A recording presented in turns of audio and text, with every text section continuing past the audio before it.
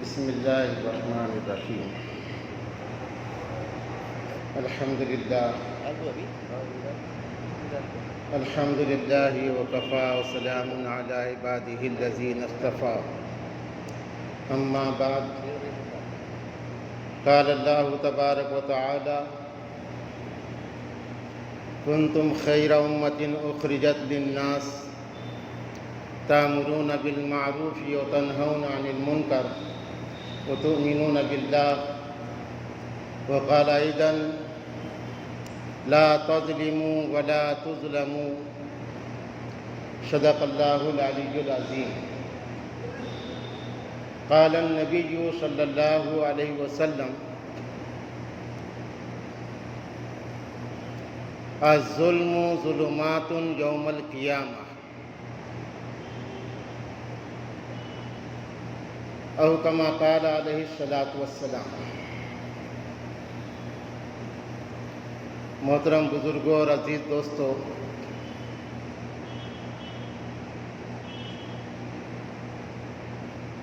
خوشی کی بات یہ ہے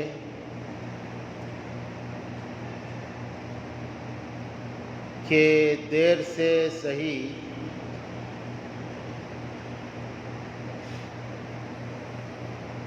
لیکن مجموعی طور پر دین فہمی کے اعتبار سے مسلمانوں کے اندر بیداری آ رہی ہے.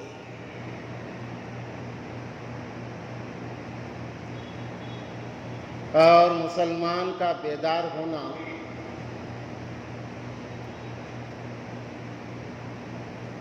اس کے اپنے فریضے کے ادائیگی کے لیے ضروری ہے.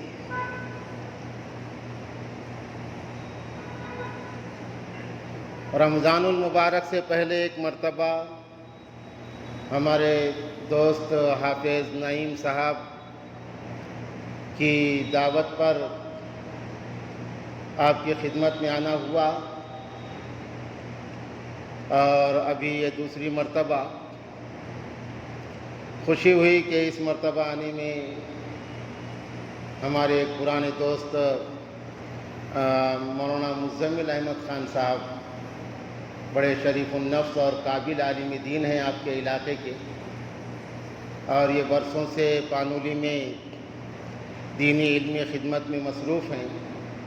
چھٹیوں میں آئے ہوئے ہیں، وہ بھی یہاں حاضر ہوئے، ان سے شرف ملاقات ہوا. یہ ہمارے سب کے ساتھی ہے. ہم پربھنی میں حافظ نعیم صاحب، حافظ محمد یونس صاحب، مولانا مزمل صاحب ہم ساتھ میں پڑھتے تھے، وہ بھی آئے ہوئے ہیں. بہرحال بزرگوں اور دوستو، ہمارا ملک ہندوستان، اس کے فضائل پر مولانا حسین احمد مدنی نے کتاب لکھی، اور وہ کتاب کا نام ہے ہندوستان کے فضائل. چھوٹا سا کتاب چاہے،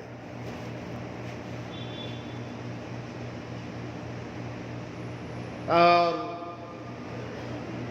کیوں نہ بافضیلت ملک ہو کہ یہ ہمارے لیے فخر کی بات ہے کہ یہ سرزمین ہند، یہ انسانیت کا جنم استھان ہے. انسان اول حضرت آدم علیہ السلام کو اللہ نے اسی زمین پر اتارا ہے. تو یہ ہمارے باپ کا ملک ہے، ہمارے باپ کی زمین ہے.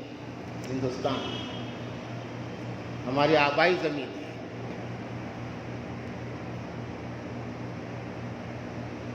علامہ اقبال نے اسی کی طرف اشارہ کیا تھا. توحید کی لے سنی تھی دنیا نے جس مکان سے.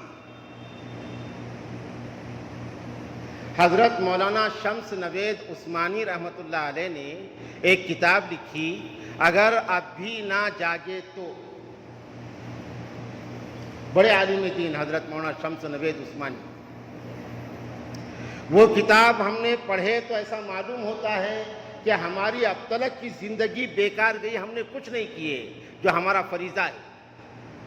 کنتم خیر امہ کے تحت ہم نے کچھ نہیں کیے، ایسا معلوم ہوتا ہے. اگر اب بھی نہ جاگے تو اس میں حضرت مولانا نے ہندوستان کی زمین کو کئی انبیاء علیہ السلام کا مسکن بتایا ہے۔ حضرت موسیٰ علیہ السلام بھی ہندوستان آ کے گئے، حضرت نوح علیہ السلام کے تو باقیات اور حضرت نوح علیہ السلام کے کشتی کے باقیات وہ ہندوستان کے اندر ملے کچھ دن پہلے، اور نوح علیہ السلام کا یہ ہندوستان وطن ہے، نوح علیہ السلام یہاں مبعوث ہوئے ہیں۔ قرآن کریم میں ہے کہ دنیا کی زمین میں کوئی حصہ ایسا نہیں ہے جہاں پر اللہ تبارک و تعالیٰ نے نبی کو نہیں بھیجا۔ تو یہ اتنا بڑا ملک بغیر نبیوں کے خالی کیسے رہے گا؟ جبکہ آدم اول جہاں اترے، جہاں سے انسانیت جنم لی، تو تاریخی حوالوں سے یہ ملتا ہے کہ ہند اور سندھ یہ دو بھائیوں کے نام ہیں، اور یہ دو بھائی حضرت نوح علیہ السلام کے پر پوتے تھے، ہند اور سندھ۔ تو ہند سیتاں کثرت استعمال میں ہندوستان ہو گیا، یہ فارسی کا لفظ ہے، ہند عربی کا لفظ ہے، سیتان فارسی کا لفظ ہے۔ ہند سیتاں، ہند کے رہنے کی جگہ، کثرت استعمال میں ہندوستان بولا جانے لگا۔ تو اتنا قدیم حق ہے ہمارا اس ملک سے، اتنا اٹوٹ رشتہ ہے۔ تو علامہ اقبال نے اس کی طرف اشارہ کیا، توحید کی لے سنی تھی دنیا نے جس مکان سے، میرے حرم کو آئی ٹھنڈی ہوا جہاں سے۔ ہمارے آقا صلی اللہ علیہ وسلم نے بھی ہندوستان کا ذکر اپنی مجالس میں، صحابہ کی مجلسوں میں کیا ہے، اور یہ آپ نے فرمایا ہے کہ ہندوستان کی سمت سے مجھے خوشبوئیں آ رہی ہے۔ آج الحمدللہ ہندوستان امام بنا ہوا ہے پوری دنیا کا دینی علمی اعتبار سے، پوری دنیا کی امامت دینی، علمی، دعوتی، تبلیغی اعتبار سے ہندوستان کو یہ شرف اللہ نے بخشا ہے، اور یہ اسی برکت کا نتیجہ ہے۔ عالمی تبلیغی اور دعوتی مرکز عمومی طور پر مسلمانوں کے اندر دینی بیداری پیدا کرنے کے لیے جو کام چل رہا ہے، اس کا عالمی مرکز ہندوستان کے اندر ہے۔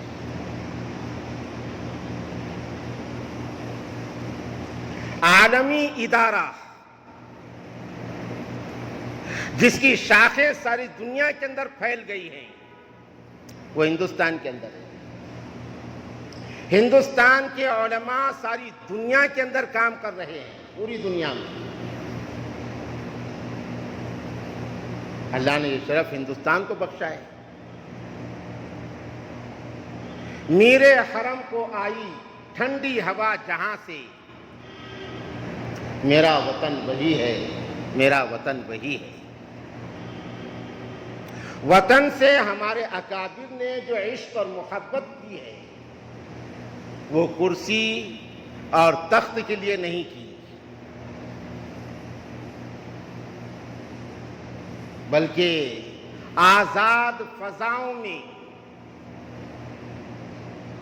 اپنے فریضے کو آزادی کے ساتھ ہم ادا کریں گے، جو فرض منصبی ہے امت محمدیہ کا۔ اس لیے ہم نے اس مٹی سے محبت کی ہے۔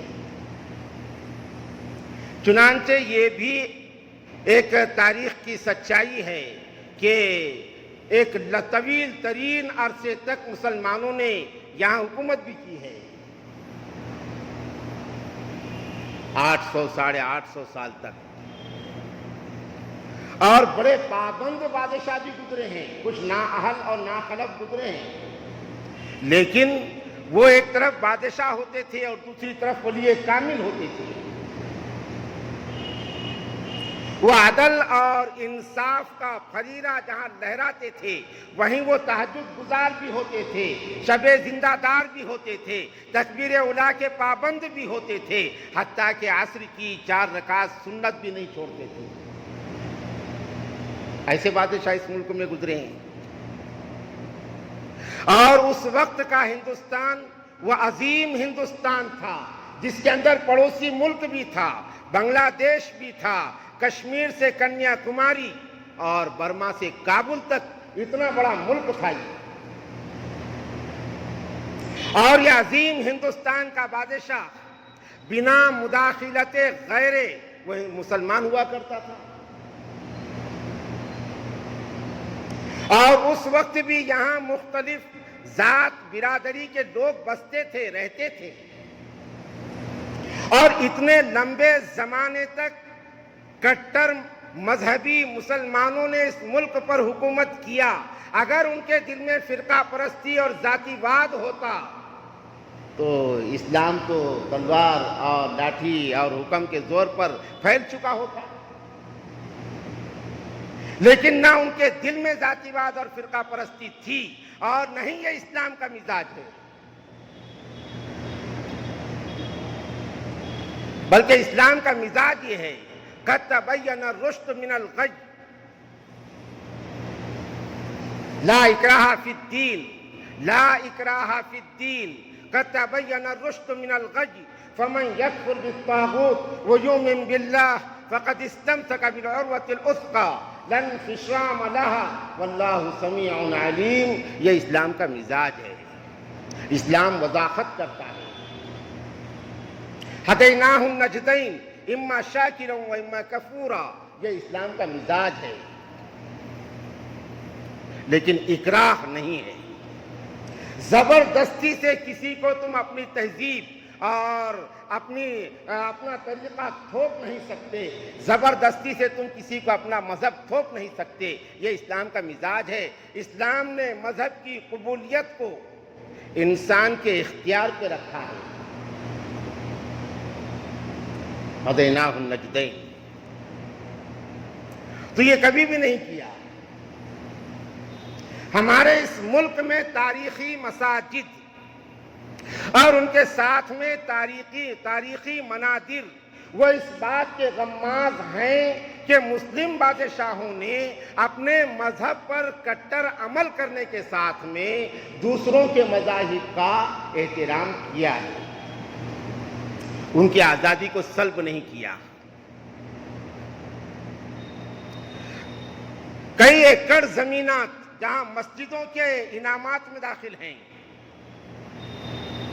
اور مبلغین اسلام اولیاء کرام کے قبور کے تحفظ کے لیے ان کے انعامات میں داخل ہیں، وہیں کئی ایکڑ اراضی اور زمینات مندروں کی بھی خدمات کرنے والے پجاری اور سادھوؤں کے انعامات میں داخل ہیں، کئی ایکڑ زمینات۔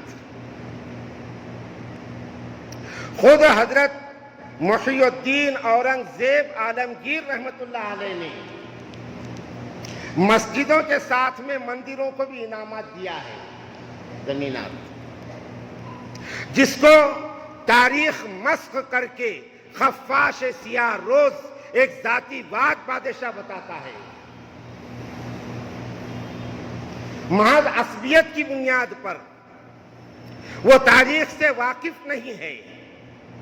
اورنگزیب رحمت اللہ علیہ کٹر مذہبی بادشاہ تھے، لیکن ذاتی واد نہیں تھے۔ کسی کا کٹر مذہبی ہونا اس کے ذاتی واد ہونے کے لیے ضروری نہیں ہے، بلکہ کٹر مذہبی ہی انسانیت نواز ہوتا ہے۔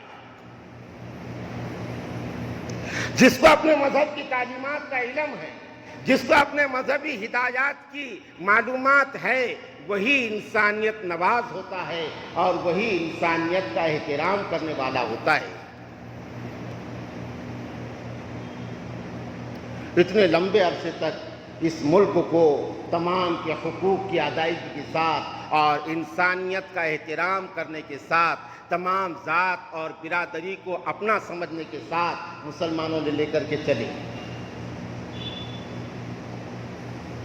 لیکن ستیزہ کار رہا ازل سے تا امروز دنیا کا ایک چھوٹا سا طبقہ، جو شاید دنیا کی آبادی کا 2% ہے۔ حضور پاک صلی اللہ علیہ وسلم کے پیدائش کے روز اول سے دجال کے خاتمے تک وہ اسلام اور مسلمانوں کا دشمن ہے اور رہے گا، اور وہ ساری دنیا کو ہائیجیک کر رہا ہے۔ حالانکہ دنیا کے ساتھ وہ ظلم کر رہا ہے، لیکن دنیا عقل کی اندھی اس کو سمجھنے کے لیے تیار نہیں ہے۔ پوری دنیا میں اس نے فساد مچایا ہوا ہے، پوری دنیا میں فرقہ پرستی کا بیج بو کر وہ اپنا الو سیدھا کر رہا ہے، پوری دنیا کے اندر ذاتی واد کا بیج بو کر وہ اپنا الو سیدھا کر رہا ہے، اور اس کو دشمنی ہے انسانیت سے اور اسلام سے، اس لیے کہ یہ دونوں ایک ہے۔ انسانیت کا دوسرا نام اسلام ہے، اور اسلام کا دوسرا نام انسانیت ہے۔ انا رحمت مہدات، حضور پاک صلی اللہ علیہ وسلم نے فرمایا میں دنیا کو ہدیے میں دی ہوئی رحمت ہوں۔ وما ارسلناک الا رحمتا للعالمین، ہم نے آپ کو رحمت بنا کر بھیجا ہے۔ وہ کچرا ڈالنے والی یہودن عورت روزانہ آپ کے اوپر کچرا ڈالتی تھی، ایک روز آپ کے بدن پر کچرا نہیں آیا، اللہ کا نبی وہاں رک گیا اور تحقیق کرنے لگا کہ بات کیا ہے، کہیں یہ عورت بیمار تو نہیں ہوئی۔ تحقیق کرنے پر معلوم ہوا کہ وہ بیمار ہے، وہ کوئی مسلمان خاتون نہیں تھی، وہ کوئی نمازی خاتون نہیں تھی، وہ کوئی دیندار خاتون نہیں تھی، بلکہ ایک یہودن خاتون تھی، غیر مسلم تھی۔ اللہ کے نبی صلی اللہ علیہ وسلم اس کی عیادت کو چلے گئے۔ یہ اسلام ہے۔ تو ایک چھوٹا سا طبقہ وہ ساری دنیا کو ہائیجیک کر رہا ہے۔ تو جب سے یعنی اس دنیا ہندوستان پر اس کی نظر کہ اتنا بڑا ملک جو باہمی آہنگی کے ساتھ چل رہا ہے، تو برابر ستیزہ کار رہا ازل سے تا امروز، چراغ مصطفی سے شرار بولہبی، وہ برابر کوشش میں لگا رہا، اور ایک وہ سیاہ دن آ گیا کہ انگریز کا منحوس سایہ ہندوستان پر پڑ گیا۔ سن 1601 کی تاریخ تھی، اور اس ملک کا بادشاہ مسلمان تھا۔ وہ شاطر اور چالباز تجارتی کمپنی کے بہانے وہ ہندوستان میں داخل ہوا۔ جیسا آج عقل کے اندھوں کو یہ سمجھ میں نہیں آ رہا ہے کہ انہوں نے بھی کئی تجارتی کمپنیاں آج ان کو یہاں قائم کرنے کی اجازت دے دی، یہی شروعات تھی ماضی قدیم میں ہندوستان کے غلامی کی۔ اور دھیرے دھیرے وہ یہاں مضبوط ہوئے۔ انہوں نے باضابطہ اپنی ایک کمپنی قائم کی، ایسٹ انڈیا کمپنی۔ ان کو یہاں کے مسلمانوں سے بیر اور حسد تھا، اور وہ اس لیے تھا کہ اس ملک کا مسلمان اسلام کو جان کر اسلام پر عمل کرتا ہے۔ ان کو یہ روح نکالنا تھی۔ جب ایسٹ انڈیا کمپنی قائم ہوئی اور پھر انہوں نے کچھ حالات سازگار کر کے یہ اعلان کر دیا ملک بادشاہ کا، خلق خدا کی، اور حکم بہادر کمپنی کا، جب یہ اعلان ہوا کسی نے محسوس نہیں کیا کہ کیا ہو رہا ہے۔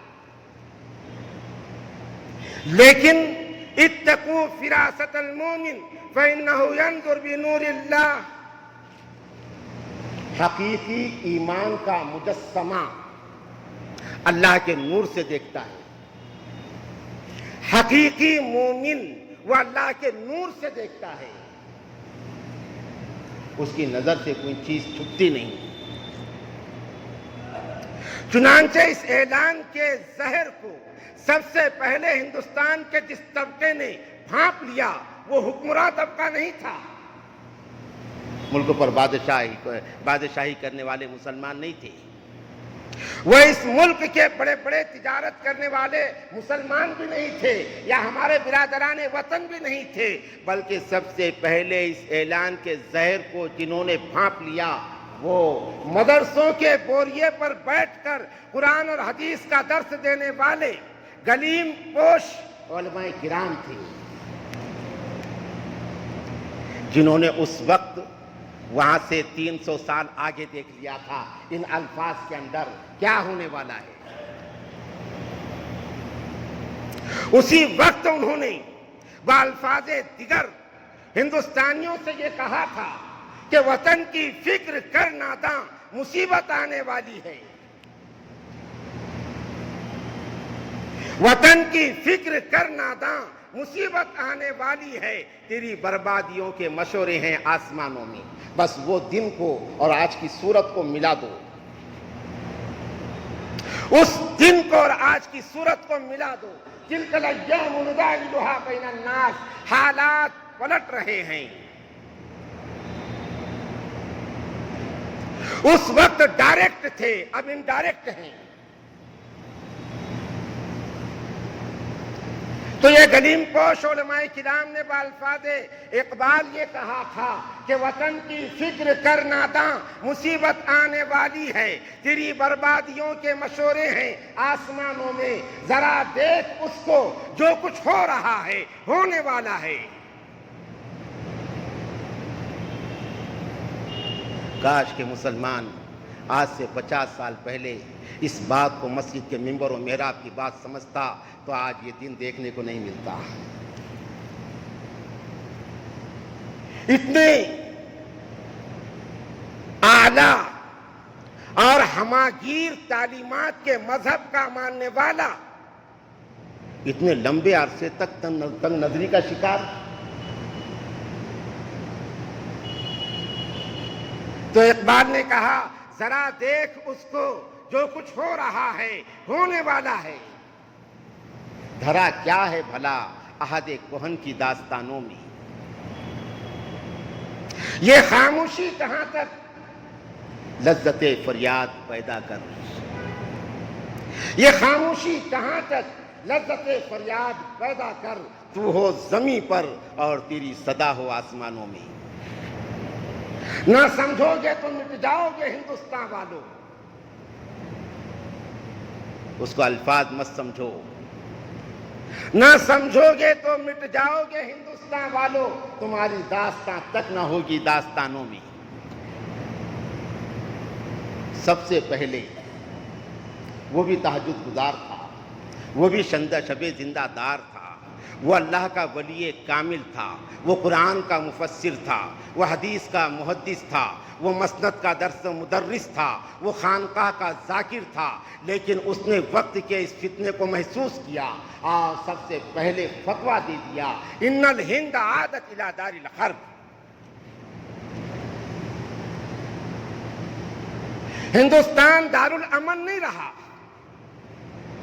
اب بہت جلدی کوئی آسانی کے ساتھ نماز نہیں پڑھ سکے گا، اب بہت جلدی وہ دن آنے والے ہیں تم آزادی کے ساتھ گشت نہیں کر سکو گے، بہت جلد وہ دن آنے والے ہیں تم آزادی کے ساتھ میں مسجدوں کی آباد کاری کی کوشش نہیں کر سکو گے، بہت جلد وہ دن آنے والے ہیں اب تم آزادی کے ساتھ اپنے مساجد اپنے مدارس نہیں چلا سکو گے، اپنی خانقاہیں آباد نہیں رکھ سکو گے، اپنے مکاتب کا نظام آزادی کے ساتھ نہیں چلا سکو گے، بہت جلد وہ دن آنے والے ہیں، اس لیے کہ ہندوستان دارالحرب بن گیا ہے۔ یہ کون دیا فتویٰ؟ حضرت شاہ ولی اللہ محدث دہلوی، جو ہندوستان کا دوسرا نام ہے، ہندوستان کی مذہبی تاریخ کا دوسرا نام ہے، ہندوستان کی علم حدیث کی تاریخ کا دوسرا نام ہے، علم تفسیر کی تاریخ کا دوسرا نام ہے، حضرت شاہ ولی اللہ محدث دہلوی۔ اگر ہندوستان کا مسلمان قرآن کریم کا ترجمہ پڑھ رہا ہے، یہ احسان ہے ولی اللہ کا۔ اگر ہندوستان کا مسلمان حدیث کا علم لے رہا ہے اور پڑھ رہا ہے، یہ احسان ہے ولی اللہ کا۔ اور ہندوستان کا مسلمان مدارس کی تاریخ اور سلسلے کو لے کر کے چل رہا ہے، یہ احسان ہے شاہ ولی اللہ کا۔ حضرت شاہ ولی اللہ محدث دہلوی رحمت اللہ علیہ کا لخت جگر نور نظر نیک پسر حضرت شاہ عبدالعزیز محدث دہلوی رحمت اللہ علیہ نے سب سے پہلا فتویٰ دیا تھا، ان الہند عادت الی دار الحرب۔ ہندوستان کے رہنے والوں مسلمانوں، ہندوستان اب دار الحرب بن چکا ہے۔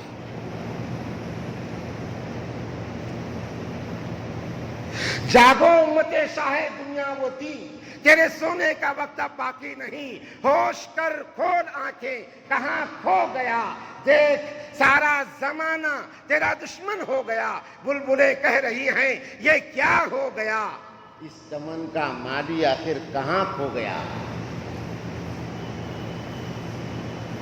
حضرت شاہ ولی اللہ محدث دہلوی رحمت اللہ علیہ کا یہ فتویٰ، اور اس وقت 500 علماء کرام نے اس فتوے پر دستخط کیے۔ وہ تھا جنگ آزادی کا آغاز۔ وہاں سے لے کر 1831 تک صرف اور صرف مسلمانوں نے جنگ آزادی کے عالم کو لے کے چلے ہیں، ان کے ساتھ میں کوئی نہیں تھا۔ ہمارے برادران وطن میں بھی مسلمان نے جنگ آزادی کو لے کر کے چلا ہے۔ 1857 میں جو شاملی کے میدان میں بڑی جنگ ہوئی تھی، اس جنگ کے کمانڈر اور سپہ سالار اور رہبر کون تھے؟ خانقاہ کا مجاہد، خانقاہ کا ذاکر اور صوفی ولی کامل، چاروں سلسلوں کو لے کر چلنے والا قطب اور ابدال، وہ حضرت حاجی امداد اللہ مہاجر مکی رحمت اللہ علیہ تھے۔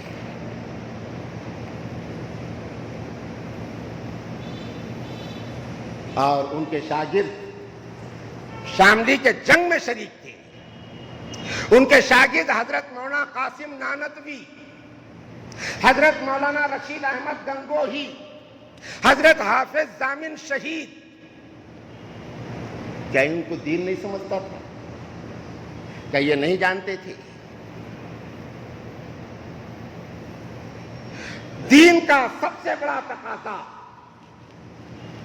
اب خانقاہ میں بیٹھ کر ذکر کرنے کا وقت نہیں ہے، اب مدرسے کی مسند میں بیٹھ کر درس دینے کا وقت نہیں ہے، بلکہ یہ وقت آیا ہے یہ ظلم کا قلع کما کرنے کا، اس ظلم کو بڑھنے کے پہلے ختم کرنے کا وقت ہے۔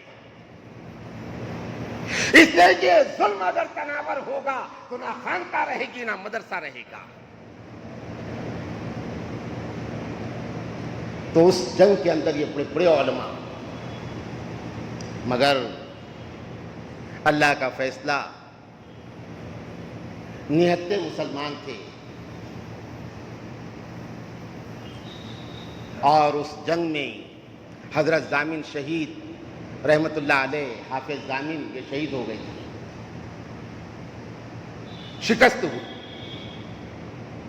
شکست ہوئی، لیکن ہارے نہیں، برابر چلتے رہے۔ جہاں میں مردان حق صورت خورشید جیتے ہیں، وہ کم ہمتی اور احساس کمتری کا شکار نہیں ہوتے۔ احساس کمتری اور بزدلی کا ایمان سے کوئی رشتہ نہیں ہے، ایمان سے کوئی تعلق نہیں ہے، بزدلی کا اور احساس کمتری کا۔ حوصلے پست نہ کر راہی منزل ہو جا، یہ ہے اسلام کی ایمان کی تعریف اور اس کا درس۔ حوصلے پست نہ کر راہی منزل ہو جا، صاحب ولولہ وہ ہمت کامل ہو جا۔ اس لیے کہ توحید کی امانت سینوں میں ہے ہمارے، آسان نہیں مٹانا نام و نشاں ہمارا۔ اے آبرود گنگا وہ دن ہے یاد تجھ کو، اترا تیرے کنارے جب کارواں ہمارا، تیغوں کے سائے میں ہم پل کر جمع ہوئے ہیں، خنجر ہلال کا ہے قومی نشاں ہمارا۔ یہ جاندار قوم ہے، اس قوم کے سوچ کو سلب کرنے کی کوشش ہو رہی ہے۔ تو جہاں میں مردان حق صورت خورشید جیتے ہیں، ادھر ڈوبے ادھر نکلے، ادھر ڈوبے ادھر نکلے، وہ رکتے نہیں۔ چنانچہ اس کے کچھ دنوں کے بعد پھر علماء ایک جگہ جمع ہوئے۔ حضرت حاجی صاحب مکہ روانہ ہو گئے، ضعیف اور بوڑھے آدمی تھے۔ علماء پھر جمع ہوئے اور دارالعلوم دیوبند، کیونکہ علماء کی بڑی تعداد شہید ہو چکی تھی، حضرت مولانا سید حسین احمد مدنی رحمت اللہ علیہ نے ہندوستان کی آزادی میں مارے جانے والے علماء اور عامت المسلمین کو شہید کہا ہے، اور قرآن کریم سے ثابت کیا ہے کہ یہ شہید ہے۔ کچھ بات تھی تو ہزاروں علماء شہید ہو گئے تھے۔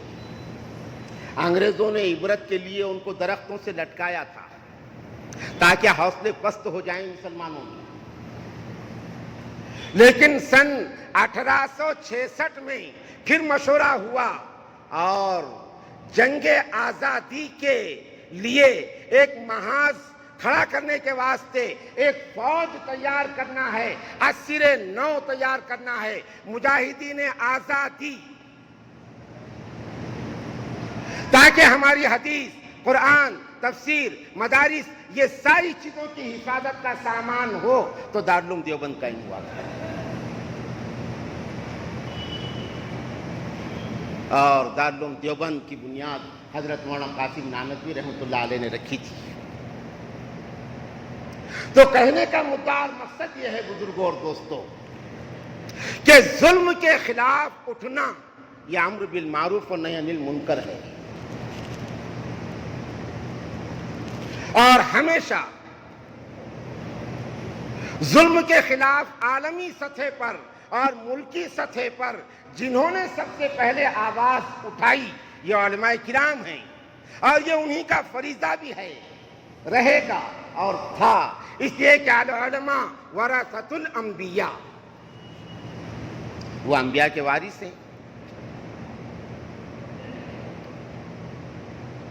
حضرت مولانا قاسم نانوتوی کے بعد جو مدرسہ انہوں نے قائم کیا، وہاں سے جو زیادہ نکلا، شیخ الہند حضرت مولانا محمود الحسن دیوبندی رحمت اللہ علیہ، یہ تو ہندوستان کی تاریخ کا وہ نام ہے کہ غیر متعصب ہمارا ہندو بھائی بھی اس کے احسان کو نہیں بھول سکتا۔ مسلمان تو سوال ہی نہیں آتا، اس لیے کہ محمود الحسن دیوبندی یہ سرچشمہ ہے۔ مدارس یہاں سے نکلے، دعوت و تبلیغ یہاں سے نکلی، تفسیر و تعلیف یہاں سے نکلی، یہ ساری چیزوں کا سرچشمہ ہے محمود الحسن دیوبندی۔ انگریز دشمنی کا خزانہ ہے محمود الحسن دیوبندی، وطن دوستی کا گلدستہ ہے محمود الحسن دیوبندی۔ یہ پورے ہندوستان کی ایک تاریخ ہے کہ نحیف اور نزار بستر پر پڑا ہوا لاشا ہے، لیکن انگریز کے خلاف ایک جلسہ ہونے کو جا رہا تھا تو محمود الحسن دیوبندی نے کہا میری کھٹیا اور چارپائی کو اٹھا کر مجھے وہاں لے کر کے چلو، انگریز کے خلاف جہاں بھی جو مہم ہو مجھے وہاں لے کر کے چلو۔ ایسا کام کیا، ایسے شاگرد تیار کیے حضرت مولانا سید محمود الحسن دیوبندی رحمت اللہ علیہ نے، جنہوں نے ان کے بعد بھی اس مشن کو لے کر کے چلے، جیل کے اندر صحبتوں میں زندگی گزاری ہے۔ انہوں نے شاگرد تیار کیے۔ آج ہمارے ملک میں، ہندوستان میں اور عالمی سطح پر دین کی جتنی تحریکیں ہیں، بنا مبالغہ وہ تمام تحریکیں مرہون منت ہے دیوبند کی، بنا مبالغہ۔ تو حضرت شیخ الاسلام شیخ العربی والعجم حضرت مولانا سید حسین احمد مدنی رحمت اللہ علیہ نے قائدانہ طور پر حضرت شیخ الہند کے اس تحریک کو لے کر کے چلے اور ہندوستان آزاد ہونے تک وہ رہے، ملک آزاد ہونے تک۔ ان کے خلاف میں انگریز نے وارنٹ جاری کیا تھا کہ جہاں بھی نظر آئے حسین احمد گولی سے اڑا دیا جائے، ختم کر دیا جائے۔ کہے کے واسطے؟ اس لیے کہ وہ ہندوستان کی آزادی کا علم بردار ہے۔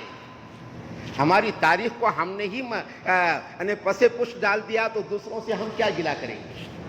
ہم کو ہماری تاریخ معلوم نہیں ہے کہ اس ملک سے ہمارا کتنا اٹوٹ حصہ ہے، رشتہ ہے۔ ہم کو معلوم نہیں ہے تو دوسروں سے کیا گلہ کریں گے؟ ان کا تو منصوبہ ہی ہے تم کو آدھر کر دینا۔ انہوں نے تو چاروں طرف مٹا دیا۔ وہ یوم آزادی برائے نام منا لیتے ہیں اور فرضی ناموں پر منا لیتے ہیں، حقیقی نام تو ابھی تاریخ کے اوراق کا حصہ بنے ہوئے ہیں اور وہ بھی تاریخ ختم ہو رہی ہے اور وہ اوراق بوسیدہ ہو رہے ہیں۔ ان کو جلا بخشنے والا بھی کوئی نہیں ہے اور جن کا کام ہے وہ سو رہے ہیں۔ ہمارا کام ہے۔ حضرت مولانا ارشد مدنی رحمت اللہ علیہ نے تو کہا کہ میرا دل یہ چاہتا ہے کہ ہندوستان کی آزادی کی تاریخ کو مرتب کر کے دینی مدارس کے نصاب میں داخل کیا جائے تاکہ ہمارے آنے والی نسل اپنے پرکھوں کی قربانیوں سے واقف رہے اور وہ کبھی احساس کمتری کا شکار نہ ہو۔ ہمارے سے پروف مانگنا اور ہمارے سے دستاویز مانگنا اور ہمارے سے اس ملک کے باشندے تم ہے کیا نہیں ہے وہ ثبوت دو، یہ سارا کیا تماشا ہے؟ لیکن یہ وقت آیا کیوں؟ ہماری غفلت کا نتیجہ ہے۔ سچائی یہ ہے کہ ہم نے اپنے آپ کو بھلا دیا۔ من عرف نفسہ فقد عرف ربہ، کہ ہم نے یہ ساری جو قربانیاں دی، اپنی جانوں کے نذرانے پیش کیے، خون کے نذرانے پیش کیے، مہان شخصیات کو ملک کے لیے قربان کر دیا۔ کیوں؟ کس واسطے؟ کیا اس واسطے کہ نکلا جو سورج وہ بھی گہن آلود تھا؟ انتظار صبح میں جاگے تمام رات کہ اب صبح ہوگی، روشنی ہوگی اور روشنی میں ہم اپنا سفر طے کریں گے۔ انتظار صبح میں جاگے تمام رات، نکلا جو سورج وہ بھی گہن آلود تھا۔ آج یعنی تمام امیدیں یہ تھی، عزائم یہ تھے، مقصد یہ تھے۔ اگرچہ کہ تاریخ میں کچھ ایسے موڑ آتے گئے، بادل ناخواستہ ہم کو سمجھوتے کرنے پڑے، لیکن آخر میں جہاں آ کر تاریخ ٹک گئی وہ یہ تھا کہ اس ملک میں ہم بھی اپنے مذہب کے ساتھ آزاد رہیں گے، تم اپنے مذہب کے ساتھ آزاد رہو گے۔ اور ہندو اور مسلمانوں نے مل کر کے ملک کا سمویدھان اور ملک کا آئین اور ملک کی گھٹنا بنائی تھی اور اس میں یہ طے ہوا تھا کہ ہم اپنے روایات کے پاسدار رہیں گے، تم اپنی روایات کے پاسدار رہو گے۔ مسلم پرسنل لا منظور ہوا تھا کہ ہمارے نکاح، خلا اور طلاق کے قوانین وہ ہمارے پاس رہیں گے اور ہم اپنے اعتبار سے اپنے آئلی نظام کو لے کر کے چلیں گے۔ ہمارے مدارس اور مذہبی تعلیم کے نظام کو آزادی کے ساتھ ہم لے کر چلنے کے مجاز رہیں گے۔ ہماری مساجد اور اذانوں کے فریضے کو آزادی کے ساتھ ہم لے کر کے چلیں گے۔ اپنی شناخت اور اپنا جبہ، اپنی داڑھی، اپنی دستار، اپنی ٹوپی کو اور اپنے پہرائے کو آزادی کے ساتھ ہم استعمال کریں گے، یہ طے ہوا تھا۔ اور ملک کی گھٹنا، ملک کا قانون نافذ ہو گیا، نشیب و فراز کے ساتھ ملک چلا۔ لیکن پھر 2% کی سوچ ملک کے ایک طبقے کے اندر آ رہی ہے، اور پھر تمہارے قانون طلاق کو نشانہ بنایا جا رہا ہے، تمہاری عبادت گاہوں کو ایک ایک کر کے مسمار کرنے یا ہائجیک کرنے کی کوشش ہو رہی ہے، تمہارے مکاتب کے نظام کو مختل اور بیکار کرنے کی باتیں ہو رہی ہے، تمہارے مدارس کے نظام کو بند کرنے کی کوششیں ہو رہی ہے۔ یہ حملہ مذہب کے اوپر ہے، یہ حملہ اسلام کے اوپر ہے، یہ حملہ ہماری مذہبی شناخت کے اوپر ہے۔ اس کی وجہ کیا ہے؟ اور یہ ساری چیزوں کا راستہ جو ہموار ہو رہا ہے، اس کی وجہ ہماری غفلت ہے، اس لیے کہ حکومت سازی کے نظام میں شریک ہونے کو ہم نے مذہبی فریضہ سمجھا ہی نہیں، ہم نے اس کو راجکرن سیاست سمجھ کے وہ دین کا حصہ نہیں ہے اس کو چھوڑ دو، اور وہ ننگا ناچ کر کے برابر اپنا الو سیدھا کر رہے ہیں۔ ہم نے حالات کو سازگار کرنے کے لیے، وہ فراست تھی ہمارے علماء کی کہ انگریز کے دور حکومت میں آزاد حکومت جب قائم کی تھی، شیخ الہند نے آزاد حکومت کا صدر بنایا تھا مہندر پرتاپ سنگھ کو۔ یعنی کچھ اچھی سوچ رکھنے والے برادران وطن کو طاقت دینا، ظلم کو مٹانے کے لیے، ذاتی واد اور فرقہ پرستی کو ختم کرنے کے لیے، یہ بھی کبھی کبھی وقت کا تقاضا بن جاتا ہے۔ جب ایک موڑ آیا تھا کہ ہم نے تو 200 سال تک جنگ آزادی کے نظام کو لے کر کے چلا ہے، 200 سال تک ہم نے، لیکن آخری مرحلہ آیا اور وہ ہماری تحریک کو فیل کرنے کی سازش فرقہ پرستی کو بیچ میں لا کر کرنے لگا، تو ہم نے قائد اور آغازی رہنے کے باوجود موہن داس کرم چند گاندھی کو اپنا لیڈر بنایا، اور ان کو مہاتما کا خطاب حضرت مولانا فرنگی محلی نے دیا، اور ان کی قیادت میں جنگ آزادی کا آخری مرحلہ ہم نے لڑا۔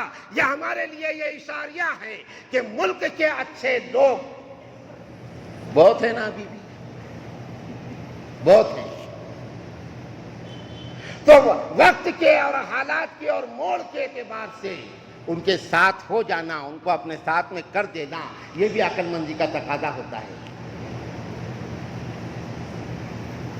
بزرگوں اور دوستوں، آج وقت آیا ہوا ہے اپنی آزادی کے بقا کا سامان کرنے کا، اس لیے کہ آزادی یہ ایمان ہے۔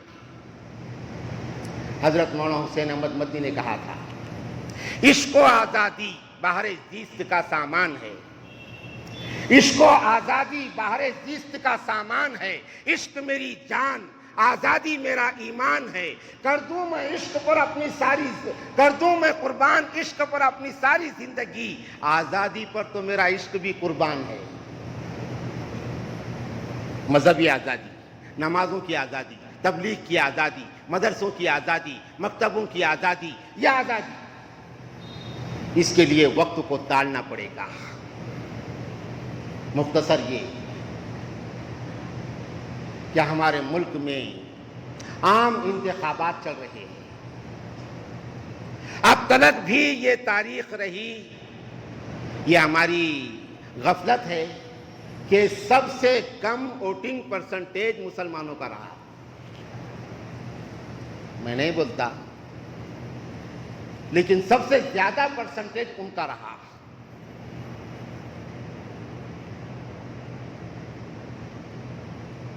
سب سے کم ہمارا پرسنٹیج، جبکہ سب سے زیادہ ہم کو ضرورت ہے،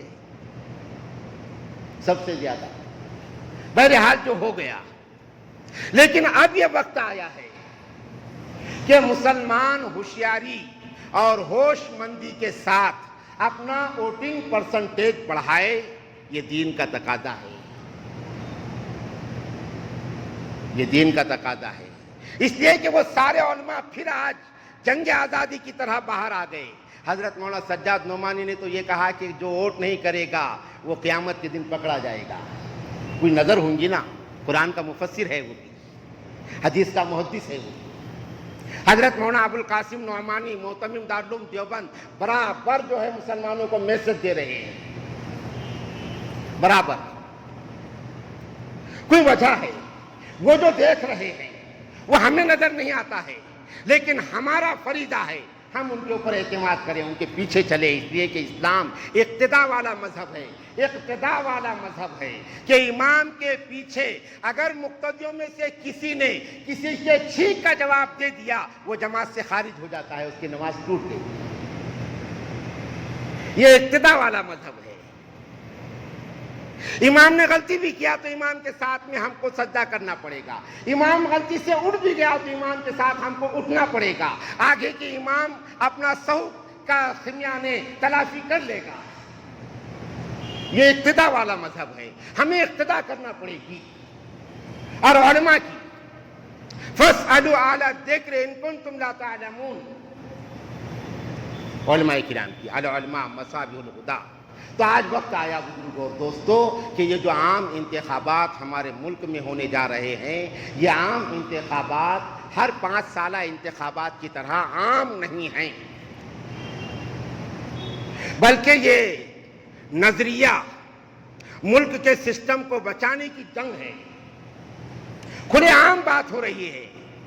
وہ ایک جو نعرہ ہے, اس نعرے کے پیچھے کی تصویر کو ہم نے دیکھا نہیں. اب کی بار 400 پار یہ کیا ہے, ہم نے دیکھا نہیں. ہم نے سمجھا کہ یہ نفسیاتی طور پر ایک ہائجیک کرنے کے لیے بولا جا رہا ہے, نہیں, لیکن نہیں, یہ سوچے سمجھے الفاظ ہے. اس لیے کہ ملک کے قانون کے لحاظ سے 407 سیٹیں جس پارٹی کی آ جاتی ہے وہ پارٹی ملک کے سنویدھان میں تبدیلی کرنے کی مجاز بن جاتی ہے. وہ سنویدھان بدل سکتے ہیں 407 سیٹ پر. تو یہ سوچے سمجھے الفاظ ہیں, ہم اس کو سمجھنے کی کوشش کریں. اور بزرگوں اور دوستو انشاءاللہ اس ملک کا مسلمان بابری مسجد کی شہادت کے بعد ایک ہو گیا تھا, اب تک ان کو نہیں سدھر رہا. اب وہ سنبھل گئے اور اب وہ بہرحال احساس ہو گیا اور آپشن نہیں ہے. تو آج ملک کا مسلمان ایک مت ایک ووٹ بن جائے گا. انشاءاللہ فرقہ پرستوں کا راستہ بند ہو جائے گا. ہمارا کام ہے کوشش کرنا, اللہ کی ذات مدد کرنے والی ہے. ان تنصروا اللہ ینصرکم ویثبت اقدامکم. انشاءاللہ اللہم مالک الملک تؤتی الملک من تشاء, وہ مدد کرنے والے ہیں. ہمارا کام کوشش کرنا ہے کہ یعنی ہم اپنے طاقت کے ساتھ میں جتنا ممکن ہو سکے ہم چلنے کی کوشش کریں. اللہ تعالیٰ اپنے پیروں کے اندر طاقت پیدا کریں گے. اللہ سے دعا ہے اللہ تعالیٰ مجھے اور آپ کو سمجھنے کی توفیق نصیب فرمائے. ہر آدمی ہر گھر کا ذمہ دار صرف اپنے گھر کی ذمہ داری لے کہ میں اپنے گھر کا ایک ایک ووٹ اپنا فرض اور اپنی ضرورت سمجھ کے کراؤں گا اور صحیح سمت کراؤں گا. بی جے پی یعنی فرقہ پرست پارٹی کے خلاف صحیح سمت میں اپنا ووٹ کراؤں گا. اپنے ووٹ کو تقسیم نہیں ہونے دوں گا. جو چلانے عام لوگ کھڑے ہوئے ہیں, ہم کوئی مروت میں کسی کو ووٹ نہیں دیں گے, اس لیے کہ اس کا بھی فائدہ فرقہ پرست کو پہنچے گا. فرقہ پرست کے مقابلے میں جو طاقتور امیدوار آنے والا ہے ہم اس کو طاقت دیں گے. انشاءاللہ فرقہ پرستی کے ختم کرنے میں ہمارا ووٹ معاون ثابت ہوگا. اللہ رب العالمین مدد فرمائے اور ملک کے حالات کو سازگار فرمائے. ملک کے مسلمانوں میں حوصلہ اور ہمت اللہ تعالیٰ پیدا فرمائے اور ہمیں اپنے مذہبیات کو لے کر چلنے کے لیے اللہ تعالیٰ پر امن راستے ہموار فرمائے. وآخر دعوانا الحمدللہ رب العالمین.